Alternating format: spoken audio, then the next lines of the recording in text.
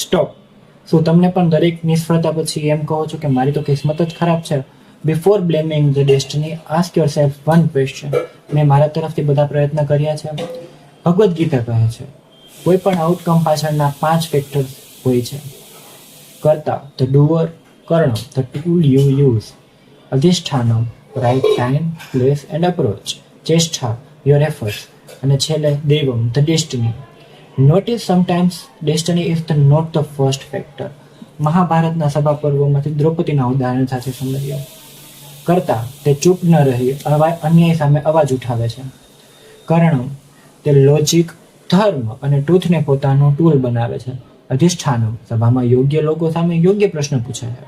ચેષ્ટા, ન્યાય માટે પોતાની ક્ષમતા મુજબ દરેક પ્રયાસ કરે છે. અને જ્યારે આ ચારેય ફેક્ટર પૂર્ણ થાય છે ત્યારે જ તે કૃષ્ણને પુકારે છે. This is not the helpless surrender, this is earned surrender. બીજી તરફ ધૃતરાષ્ટ્ર પાસે પાવર હતી, વિઝડમ હતી, રાઇટ એડવાઇઝરી હતી, પણ એક્શન ન હતું અને તેને પછી બધું ડેસ્ટિની ઉપર મૂકી દીધું. That not the surrender, this is avoidance.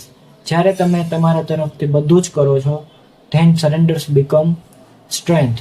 પણ જ્યારે પ્રયત્ન કર્યા વગર ડેસ્ટિનીને દોષ આપો છો then destiny becomes hiding place. તો તમે દ્રૌપદી છો કે ધૃતરાષ્ટ્ર? Ask yourself.